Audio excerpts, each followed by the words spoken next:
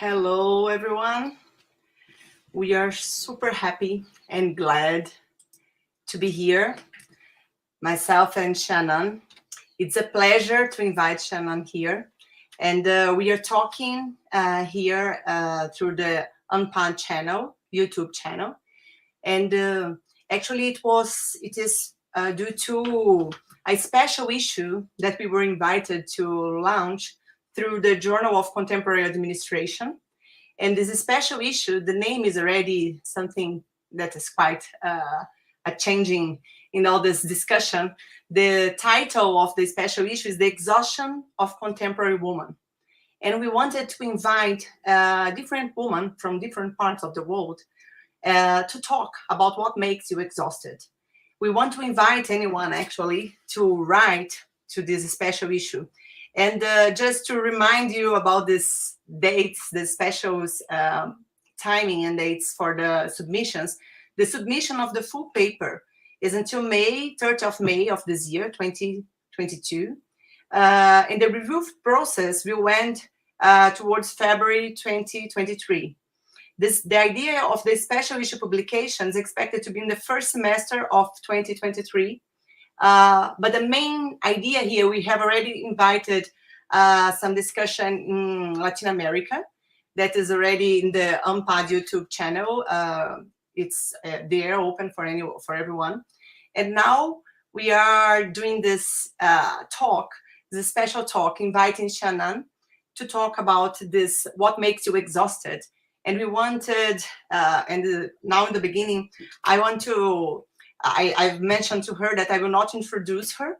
I will open the ground for her to talk about herself and to talk about her challenge. And by now, what I'm going to do, I'm going to just briefly introduce myself, exactly to explain why Xianan is so special here for us to talk, and why this moment is so special, and for our feminist approach, for our feminist look towards the world in a more gentle way through dialogue. And we are really looking forward to have your participation and the discussion, exactly to try to push the boundaries towards the discussion. So yeah, the idea here is that we hope that this talk can contribute to break with the language of alien cultures, whether to understand or to eliminate them. Our task here is to critically explore what we might do to help create a more just world. This is through Laila Abulugod words. And the idea here is that as women from the global south, we invite you to come with us on telling and reflecting the stories of what make us exhausted in our everyday lives. Look into the gaps, into the crossroads of the established truths, and sharing our experience and stories, other stories, contributing to describe and paint a more diverse and just world for women. And in order to do that, actually, I searched in the dictionary for what means by exhaustion. When we choose this word exhaustion, we mentioned that exhaustion is the state. Actually, the dictionary says that the exhaustion is the state of being tired, so tired that you have no energy left. And so the idea here is that we wanted, especially Xianan, to share and to share our thoughts on what makes we exhausted, what makes us so tired that there is no energy left. In sharing this, the idea is that we make connections, actually connections through our tiredness, to connections that goes beyond Orient, that goes beyond East and West.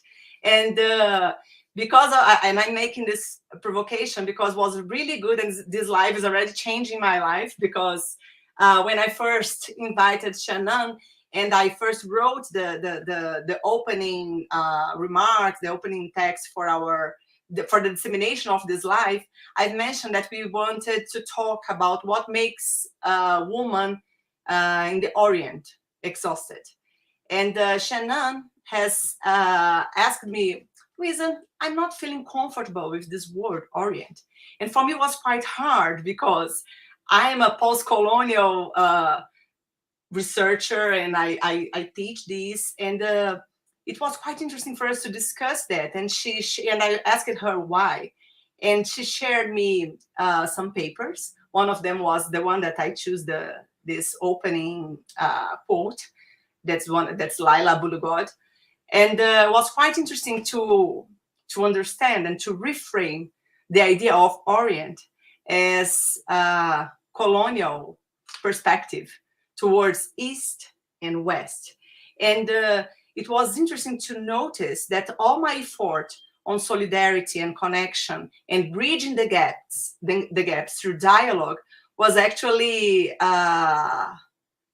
we were questioning that once we were putting the word Orient. And the idea, and then we ended up choosing the word Global South, which is was what united us. Yes, exactly, trying to make these connections. And the idea of solidarity that I wanted to bring here, just to introduce myself, I put there in the card, like I'm a mother of three boys, which is already my hugest feminist struggle in the world. I need to raise kind and gentle boys, and this is definitely one of my major major roles as a woman in the world. And in addition to that, I had the opportunity to live almost 9 years in the Orient. At that time was the Orient. Once I first moved to Oman in the Middle East, and I lived there for 3 years. And I went there as a young Brazilian lady, as an evil, and in a place that I was thinking, and I was with all the preconceptions thinking of a place where the woman and the Muslim woman will be totally different from me, and all the challenge that I will face there. And after 3 years and working in the Sultanate of Oman, which is a sultanate, I worked in the research council there. I was like a civil servant, if I can say like that. The most beautiful experience was a transition between a woman that was fearing a place to a woman that feel like us. And this was actually really groundbreaking, and was, I must say, was my anthropological approach, or my anthropological, my ethnographic heart, which drove me towards a different relationship with the place. I wanted so much to have that experience. I wanted so much, and I made so many good friends, and I learned so much, and I broke so much all my truths and thoughts.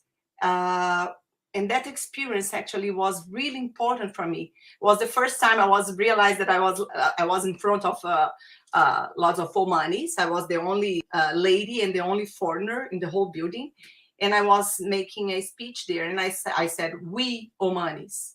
And once I realized I was saying "we Omanis" as I was one of them, it was the feeling experienced of the idea of solidarity in my own experience, my own life, when I was not talking about them and me, but I was talking about us. And so race, tribes, countries, or other things that we can imagine were not the place where we were talking. The dialogue was happening exactly through this connection of us. And after that, I went to Malaysia. I stayed there for 3 years. I started my PhD over there as well. And it was in the University of Malaya, which is the heart of the colonial British university, there in the heart of Malaysia. It was so interesting to have the feeling in my heart that Global South is Global South everywhere. This feeling of slumdog, this feeling of mongrel dog, this idea of you are always catching up. Although you are writing, you are studying, you are researching, but it's still the best thing comes from the North. The best papers comes from the North. The research that actually are worth it to be published comes from the North. The South needs to just replicate these theories and ended up finding more empirical evidence for the same theories.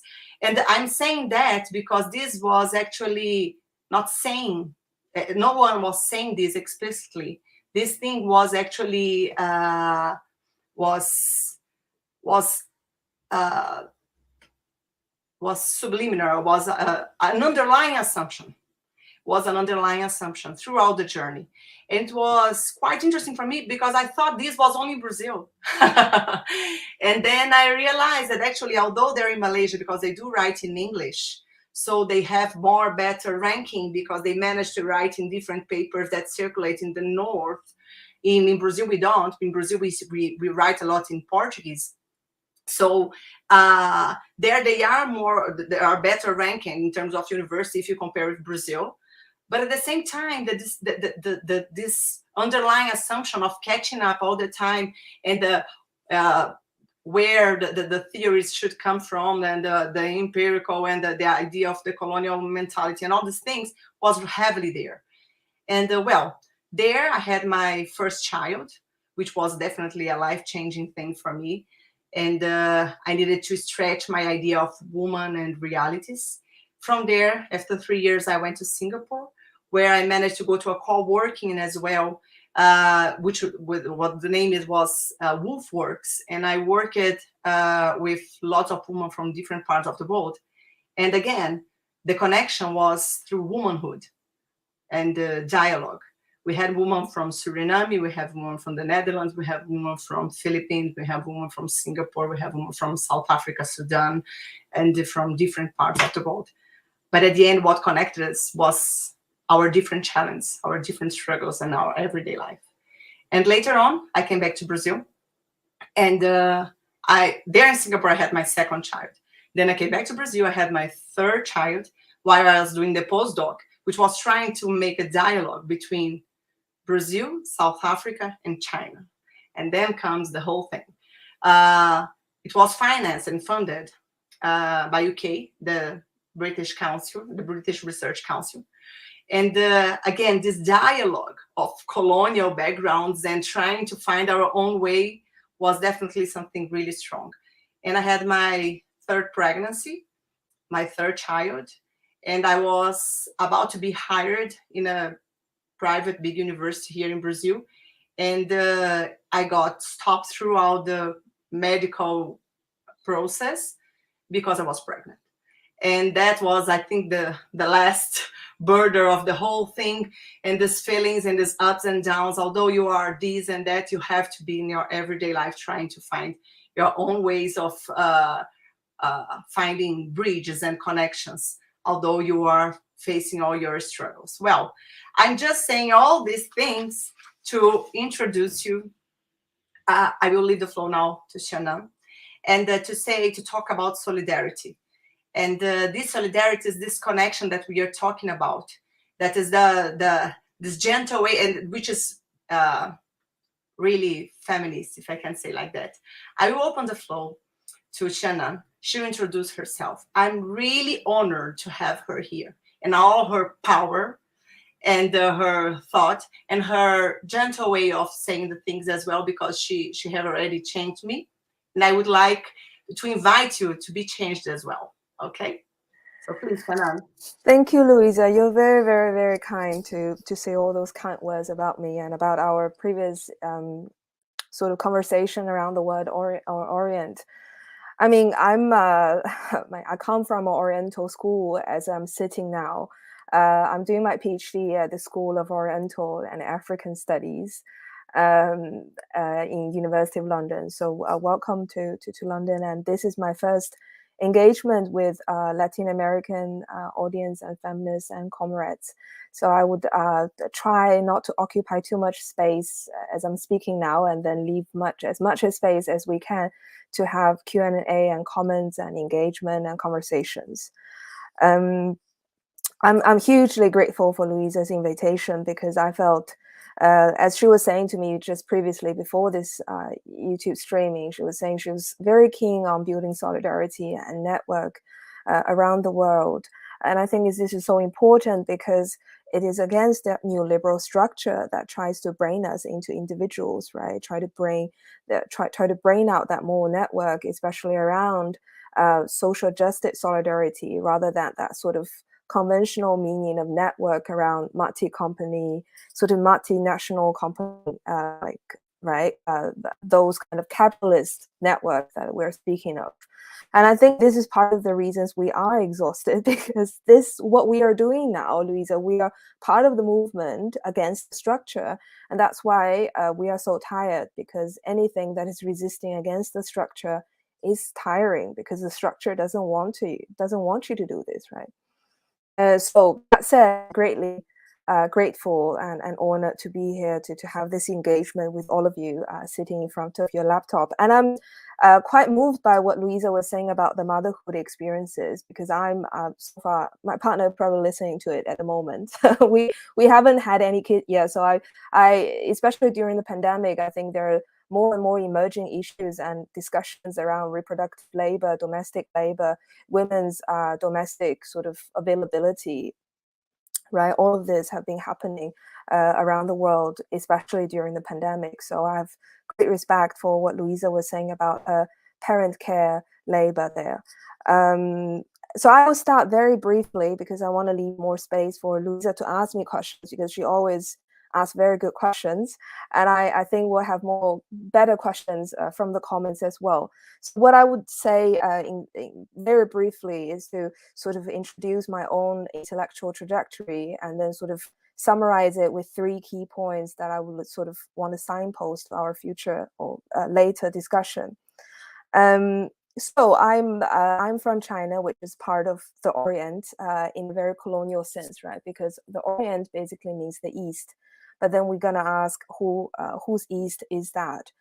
Whose East China is too, right? And obviously, if we center Europe as the center of the world, of course, East Asia would be the East, would be the Orient.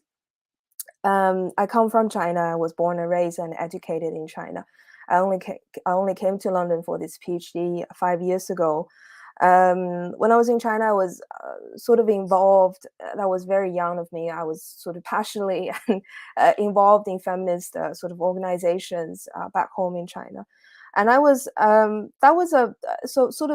because I started thinking about women's issue and gender issue, especially women's political participation, which is my research topic, really around 2015, 2016. Those were the hot years of like Hillary Clinton, Barack Obama, those years that we were observing US sort of democracy, right? And we still believed, some of us back then used to believing that ideal of democracy from the US. And I was very drawn to that, because I thought it's great to have women in politics to make gender-friendly policies, right? So I set this ambition, said I want to do a PhD on it. And I just simply Googled online to see who is doing the best in women's political representation. And on my Google first search, Rwanda appeared to be the #1 country having the highest number of women in parliament. Back then it was, speaking of 2016, they had 64% of women in parliament. And as we're speaking now, they have 61% of women in the parliament in Rwanda. So it's very, very impressive. Even though I know in a lot of Latin American countries in the 80s, like Colombia, Argentina, Chile, adopted gender quotas to promote gender equality and women's political representation. But what Rwanda has achieved, considering they also went through the genocide, was really impressive. So I was sitting there in China, I thought, this is something I need to know. I'm very curious about it. And I want to know what is happening in Rwanda. And I want to sort of learn from Rwanda and see what we can apply in the Chinese context. So I went to the UK, and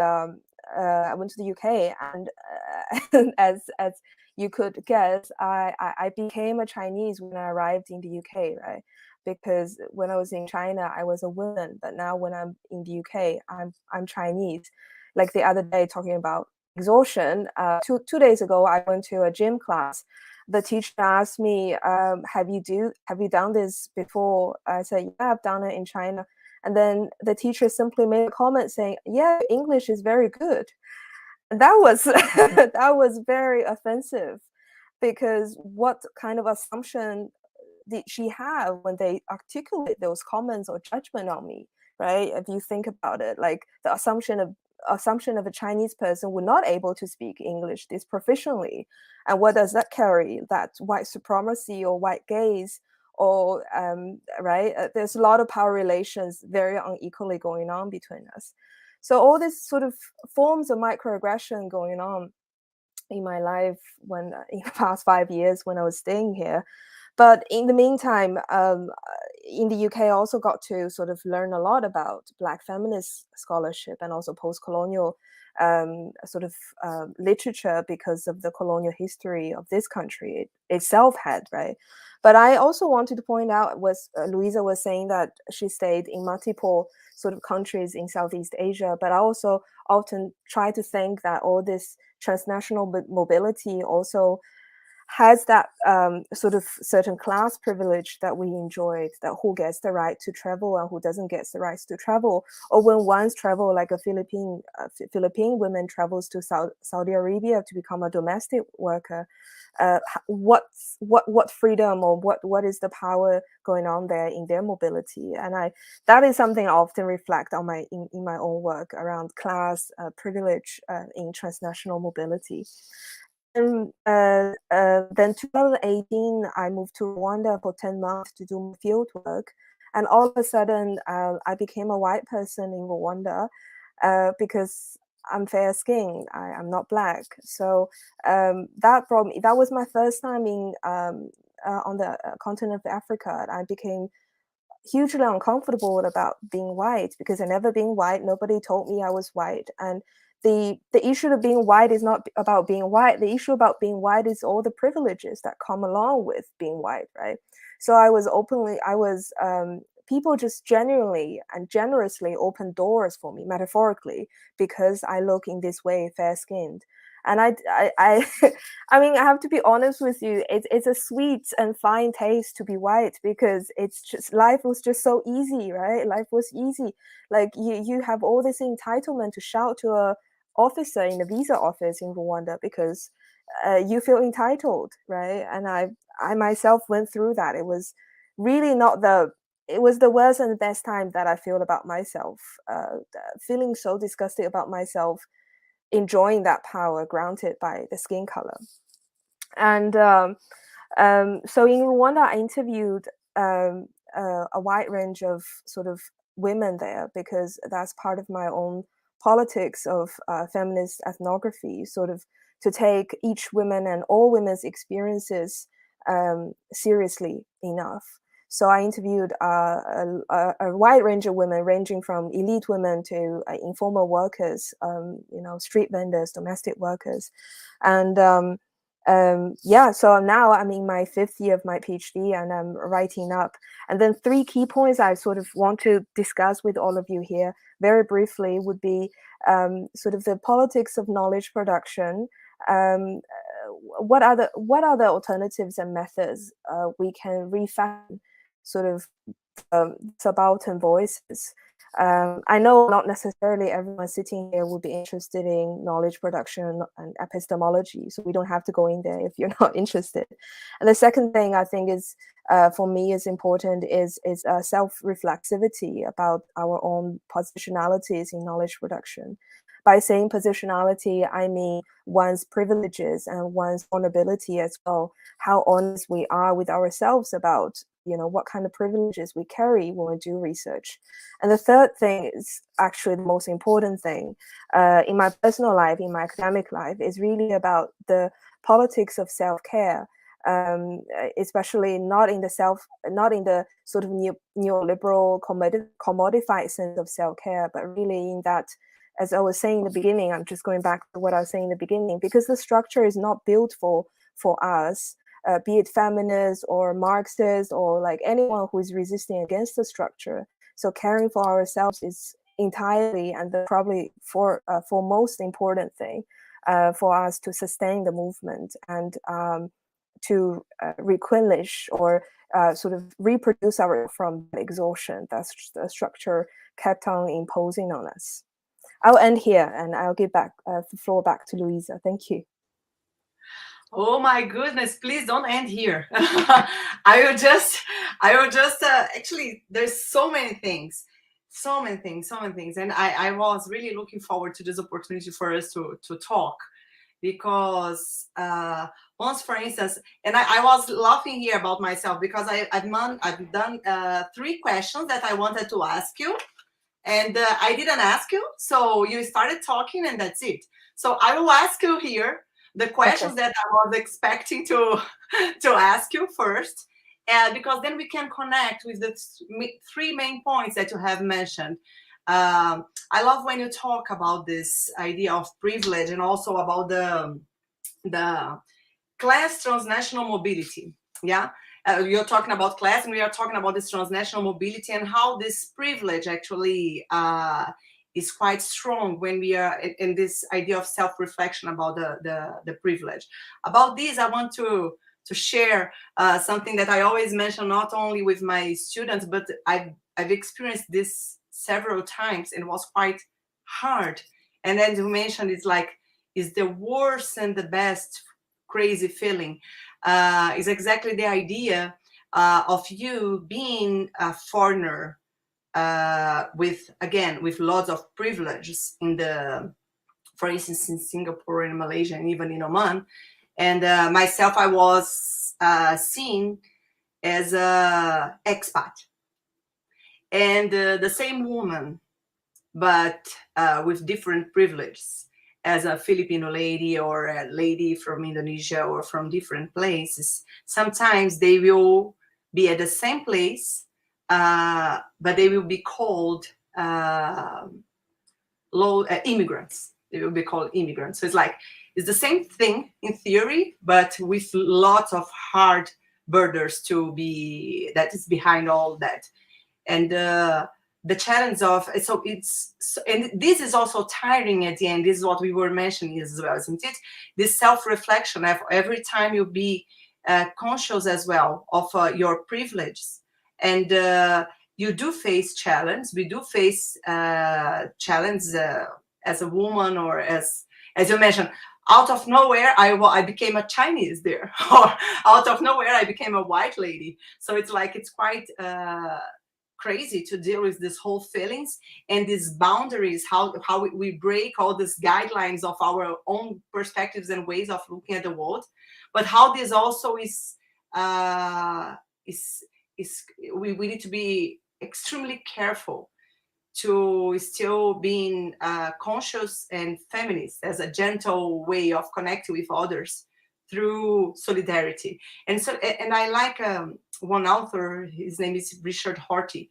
His conception, his understanding of solidarity as the ability of looking at not as solidarity as something that is basic, as all human being solidarity as something that is common to everyone, that all human being has this ability. But as solidarity is as the ability of looking at the difference, and the difference as, for instance, the traditional difference, the tribe, the gender, the nationalities, or the race, as irrelevant.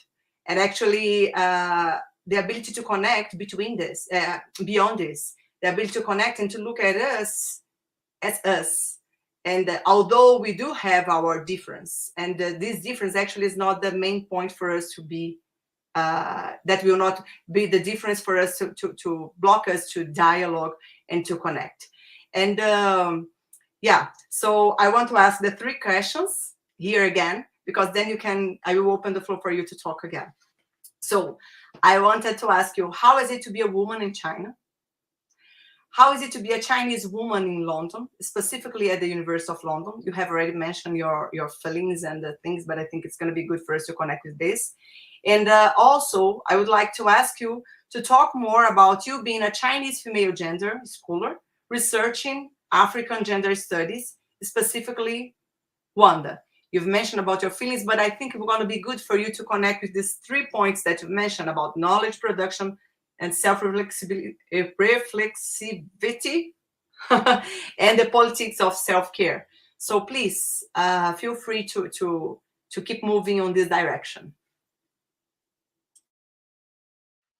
Thank you, Luiza. Those are difficult questions, and I appreciate them. As I said, Luiza always asks the good questions, which are provocative but also challenging. I'll try my best to answer it and see what kind of sparkles we can get from there. And I would also try not to just answer to the questions chronologically, because that would be boring. And I try not to be boring in talks. I think throughout this sort of three locations, right? Me, being Xianan in different three locations in China or in the UK or in Rwanda, there are different scenarios of being fit and not being fit. And different scenarios you feel you belong and scenarios you feel you don't belong. And I think it's a very much of a personal journey for me to find where I really belong. That's, I think, one of the most valuable thing I actually get from my PhD project, which is that I become a Marxist feminist scholar in the end. Why is that? Because I felt it's because in my fieldwork in 2018 and 2019, I find it really difficult to sort of engage and build network and solidarity with the local with the Rwandan people around me. Sorry about the word local. They should not call it that way. And I first interview with political elites, right, because of the fair skin that I have. So it's easy for me to sort of break the doors and, to talk with gatekeepers, actually. But I didn't feel quite comfortable with those conversations. And it was a breakthrough. I like to share that breakthrough moments that I had when I was in Rwanda. It was 2018 October. I rented a house in the capital city of Kigali, and the house had a domestic worker. And I never had a domestic worker throughout my life. I'm at the age of 30 now. So I never had a domestic worker. So I felt incredibly uncomfortable with this woman living with me. And I don't know how to deal with her, how to live with her, what to do with her, because I'm so embarrassed to have my underwear, my dishes washed by her, because that was always being washed by myself, right? Or the washing machine, to be honest. So never being washed by a person, or my mom most of the time took this unpaid labor for me. So I really felt uncomfortable, and I thought that to some extent that hindered me from going to the field and talk with other people. So I thought, why don't I start my field work with this domestic worker in my home? So I just started actually my field work in the house I rented. That was the first field work that I had, which is the bedroom of that I used to sleep in. Right. So I talked with her and I realized there were so many intriguing stories from domestic workers in Rwanda, especially in link with this kind of gender, the intersection of gender and class in the country. Because previously I was just looking at gender as an aspect or analytical lens to look at women's political participation. I never thought of class could also be an analytical framework. And then I talked with her, and then she helped me organize different focus groups and interviews with other domestic workers. And of course, the domestic worker that I talked with, her name is Nanette, became the crucial knowledge producer in the project. Without her, I would never have this project that I'm writing on, sitting comfortably in London, right? This is coming back to that knowledge production. Who is the knowledge producer in one's project? And interestingly, why I said it's a personal sort of journey, because my mom herself was a domestic worker. And through talking with them, I started to realize a lot of personal struggles that my mom used to go through. And I started to have this connection or solidarity built with my mom again, right? So it's all, I feel like it's so incredibly true that all PhD project in the end became a personal spiritual journey, because you are bothered by something you don't understand in your life, be it women or gender or sexuality or class. And then you sort of explore these personal struggles in the PhD project. And even though you are researching about other people, which is not you yourself or your mother or your father, but essentially sort of addressing your own personal struggles, especially those personal struggles are conditioned by the structure, right? It's not just personal. And then again, in feminist sense, we say the personal is political, the personal is international. So that's really how I started to reflect on my own privileges and vulnerabilities, because I am privileged because of my fair skin. I'm a Chinese woman in Rwanda, but I also have that solidarity that can be built with street vendors and domestic workers in Rwanda, because I understood what they went through being domestic worker and street vendor there, because I used to be a witness of my mom's work.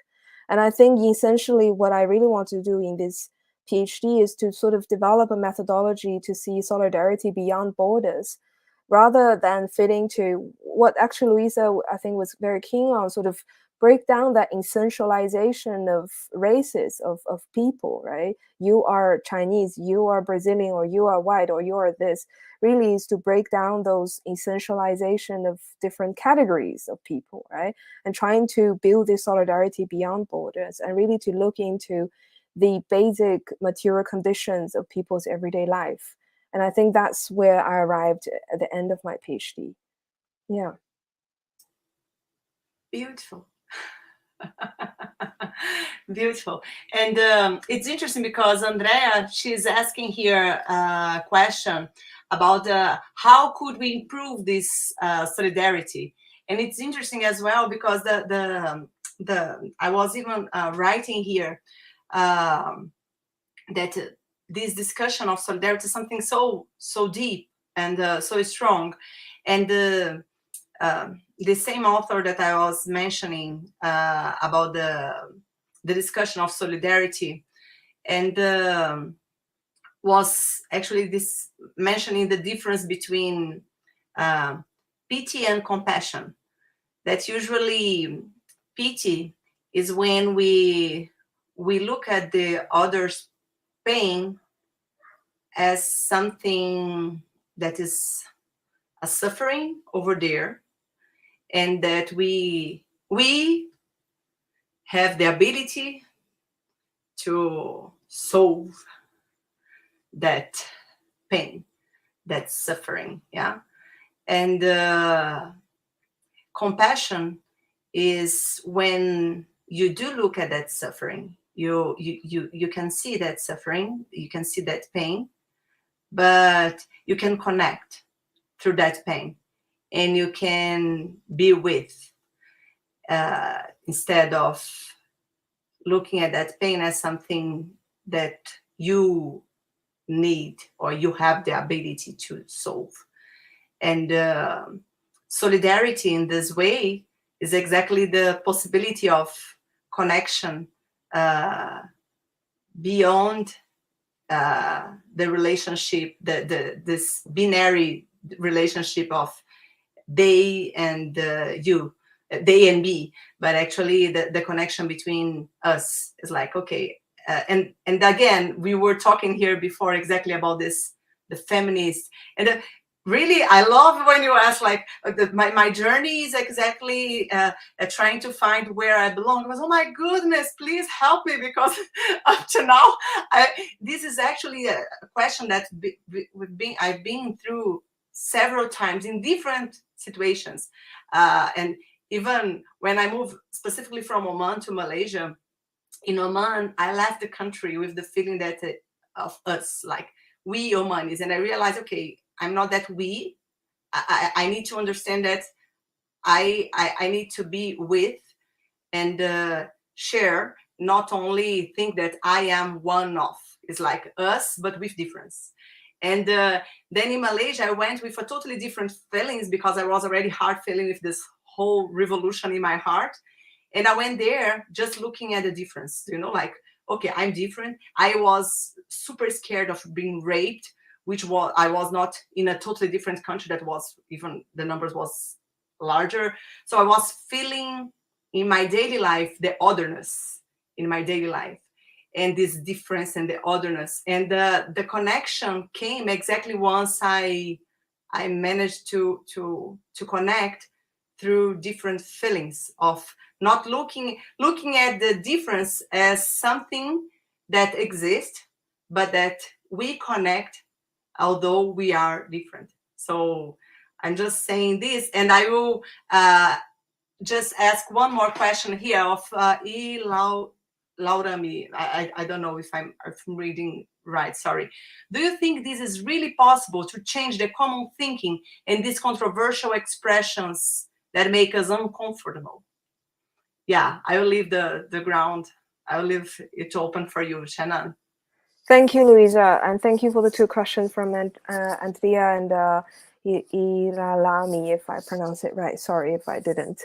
Very good questions. Questions we should all sort of reflect on, and I welcome more comments from the YouTube people and audience. And I sort of what is it? I echo with what Luiza was saying about is actually one of the slogan that the university strike that we're having now. Is the slogan was called "One of Us, All of Us." So when one is having a pay cut or gender pay gap, or disability pay gap, it's not just one individual's problem, right? It's the structural issues. If one of us, then all of us. And I reckon what Luiza was saying on the point of compassion, I think is so important. And using Angela Davis' work, she would say something like, we should stand with them, not for them. So that position you see is quite different. Yeah, if you're standing with them or for them, you're part of them, or you're somehow having that savior complex, as Luiza was saying about the white man saving the brown women from the brown man. That is also Lila's work elsewhere.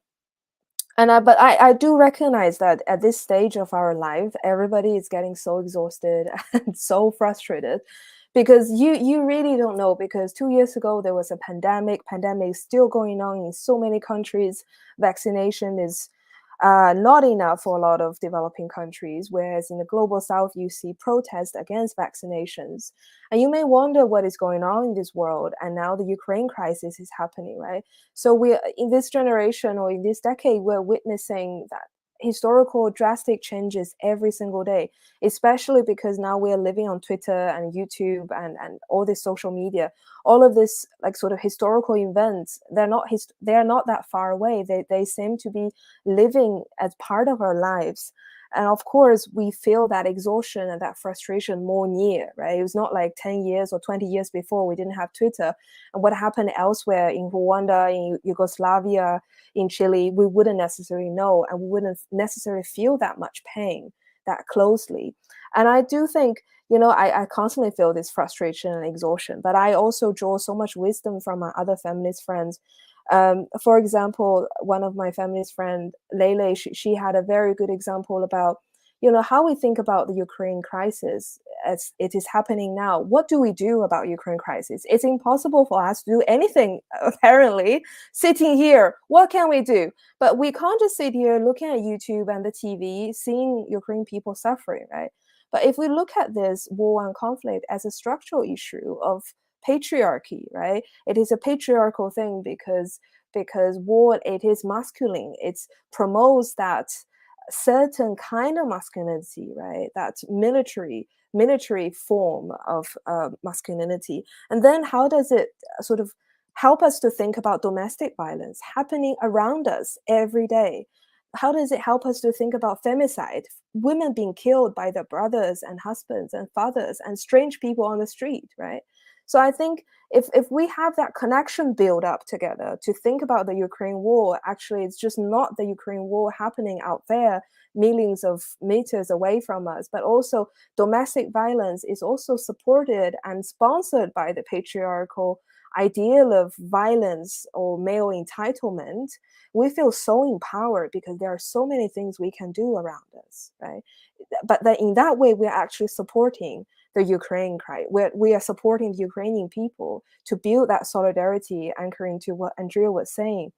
And I think that's sort of the link that we need to build on and we need to reflect on. And is it possible to change these controversial expressions that make us uncomfortable? I think it's possible, but it's exhausting. as I was saying, in the gym, the instructor said to me that your English is very good. That made me very uncomfortable. What I did was that I complained to the gym manager.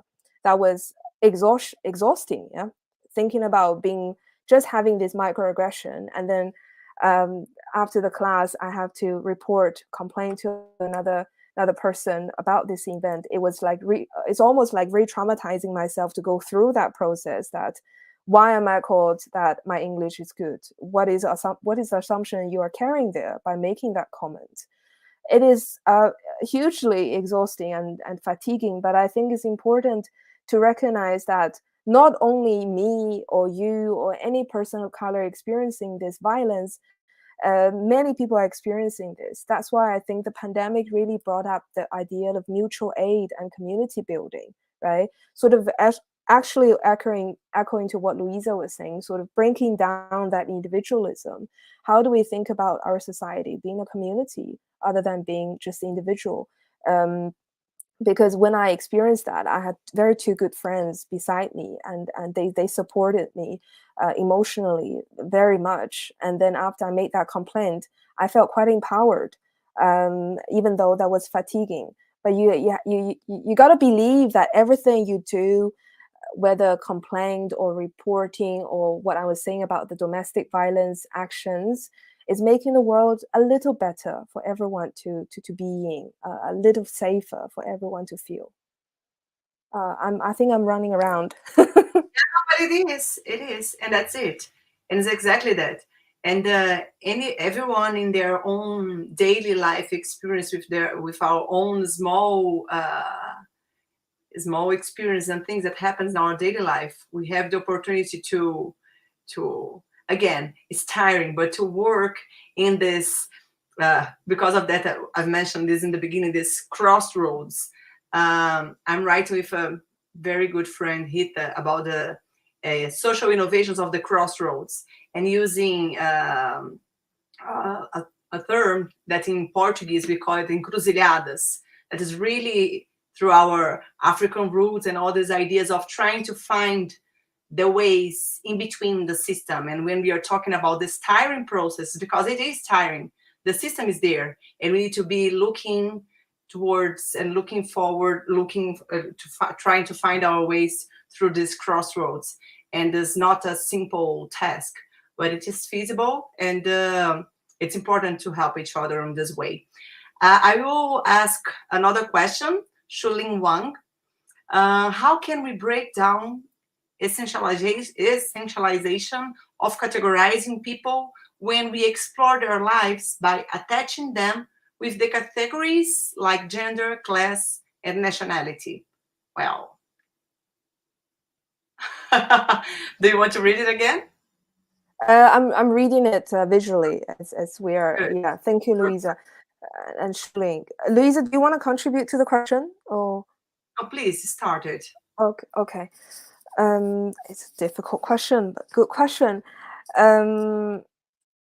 I think I have a lot of inspiration, as I said, from Black feminist scholars, especially people like Audre Lorde, Bell Hooks, Angela Davis, and I actually have a postcard given by my best sort of best feminist friend Lele. This postcard of Audre Lorde. It says, "It's not the differences that set us apart. It's really our inability to celebrate and recognize those differences that set us apart."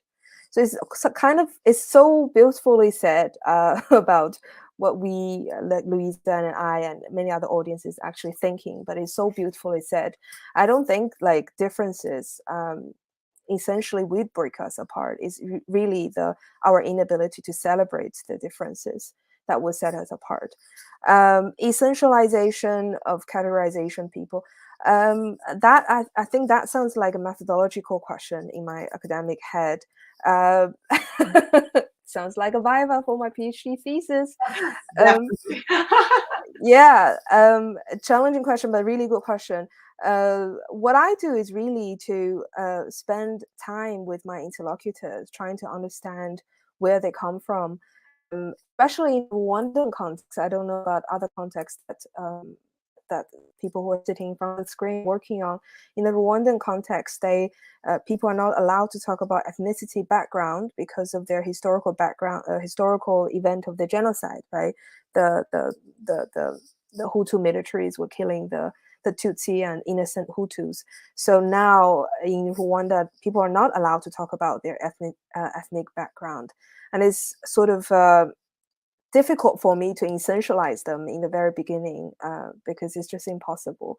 What I do usually is really spend time with them and I don't have many. I try not to have assumptions about people, and usually, and I just gather their stories and their lives, and see what patterns that emerge from their stories. And I think it's sort of a feminist way to do research, sort of building the knowledge around them, other than building the knowledge by them, right? Not building knowledge around them. Yeah, and I didn't answer that quite well. Sorry. Perfect, and it's really good because and thank you for this question, Xianan. Please, thank you, because hey, it gave me time as well. I was thinking here while you were mentioning, and it's really it was ringing my bell. Like, okay, again, like, about examples, yeah.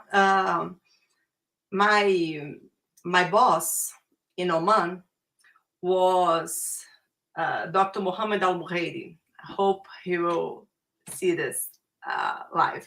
And it was quite hard for me in the beginning.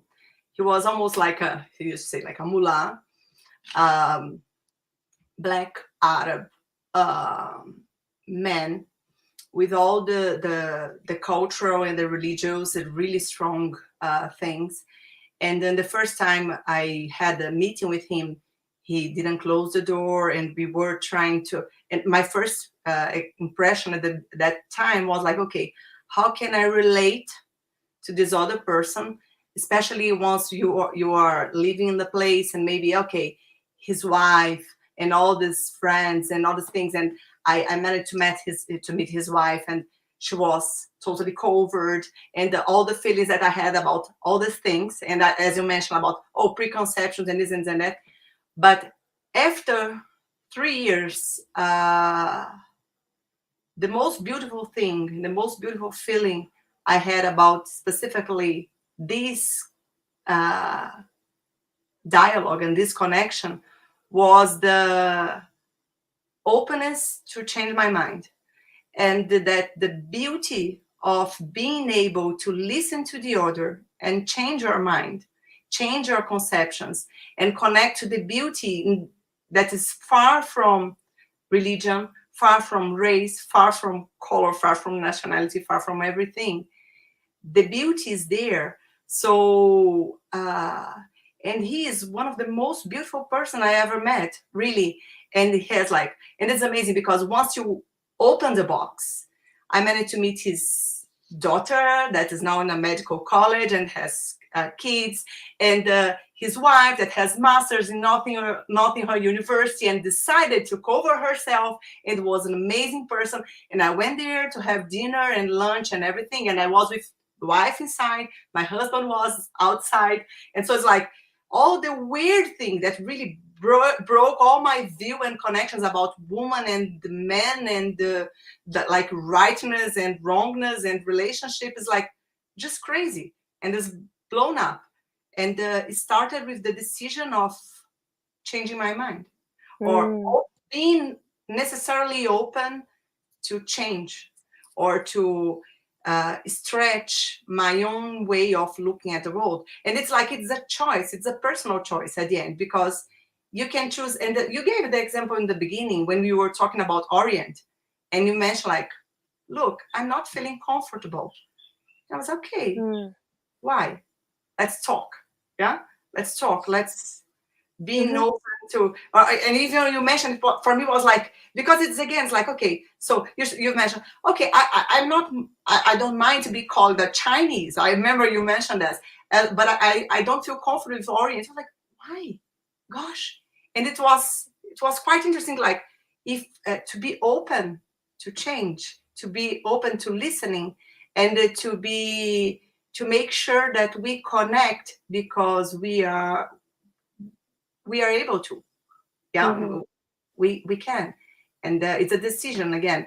And I like the idea that you mentioned about Ukraine, and like we can do it in our daily life now. If I, yeah, thank you, Luiza. If I can add one thing to Shuling's question, it's just thank you for giving me that time to actually rethink about my answer to that beautiful question. Is that I think people's lives are not as simple as ticking boxes as essentializations, right? Because we all know that, like, you can't just categorize this person as a white whatever, or Chinese whatever, or adding up all the adjectives. I mean, I also, in the meantime, I also don't quite agree with this kind of North American Crenshaw theorization of intersectionality, because that's very much of a single context discussion, because you put one individual in that sort of context and you see, I mean, that's her visualization, right? You see like a person standing in the middle of the traffic roads, and you see different sort of traffic coming to that person and sort of display different intersections of power imposed on this person. And I think that visualization is not very helpful. Why is that? Because I think all this essentialization, first of all, doesn't make sense in people's real life. Second of all, I think when we are doing research about people's life, we try to see from their living experiences to get an understanding of how power works, how the structure works. Our job is not to recreate their life or to sort of put tags onto their life saying this is a transgender experience, or this is a women's experience, or this is what experience. I think what the more important task is really for us to understand from these subaltern experiences, how do we understand the power works? How do we understand the structure works? And that's really the core of that knowledge production from the subaltern, other than just sort of pausing there to study their lives. Their lives are important. Why their lives are so important? Because they inform us about how the power works around us. And I think that's a sort of more important work than going beyond essentialization, if that makes sense. I think I'm flying around again. No, perfect. And would you mind to repeat the phrase that you've mentioned? It was Audre Lorde that you mentioned. Differences, about differences. Yeah. Yes, it was Audre Lorde. Yeah. Would you mind to repeat? It says, it's not our difference. I might not reading it correctly. I'm just rephrasing it anyways. It's basically said, it's not our differences that set us apart. It's really the inability to recognize and celebrate those differences that set us apart. Yeah, beautifully. Let me read here Shuling comment. We don't see these categories as categories, but as differences that enable us to understand what these differences can impact life and allow us to build commonality and solidarity. We don't see these categories as categories, but as differences that enable us to understand what these differences can impact life and allow us to build commonality and solidarity. Yeah, again, and I like the phrase of Audre Lorde exactly because I think it summarizes so much this discussion. And I don't know if you feel comfortable with that, but I feel comfortable to try to summarize our conversation with this phrase of Audre Lorde. And since we started with this discussion of solidarity, and it's good to think about solidarity as the possibility of celebrate our differences, isn't it? Mm-hmm. Yeah. Yeah. And I don't know if we have any other question or if we can finish here. I'm happy because you see, we are sharp. Yeah. It's like 30 seconds to 1 hour. And the idea here is that we are planning to see if we can do some subtitles because this live is going to be available for anyone there in YouTube in Unpad channel. And again, I think this conversation, the idea is that to give a glimpse of ideas, of people, to invite people to submit papers, but papers that invite and that push the boundaries of this discussion, that invite us to think about solidarity, to invite us to think about women's exhaustion, feminism in a different way, and inviting and celebrating our difference and making sure that we can connect to each other through different ways. So I would like to thank again Xianan. Was really good. I'm super happy and hope this is actually our first experience together. It was a big pleasure, and I'm sure everyone has enjoyed, because was good, was meaningful, and was gentle. Thank you, Luiza. And I think it's you know, we're all part of the movement as writing and speaking and looking at each other, right? That's labor, because nobody invites you. What day is it? Wednesday. Nobody invites you on a Wednesday nights, rather than having a bottle of beer and pizza, but watching us talking about feminism and solidarity. That's but that I believe in that power of exhaustion, though I recognize that labor, that you have to go through that exhaustion. But I also believe in the power of exhaustion, because that exhaustion will be transformative if we can collect them together. Yeah, thank you. Thank you. The power of exhaustion. And this is what we are looking forward. Yes. Thank you. Thank you very much. So I'll say bye-bye to anyone. Thank you. And I think I will close here. Okay. Thank you, Luiza. Thank you, everybody. Dear, thank you.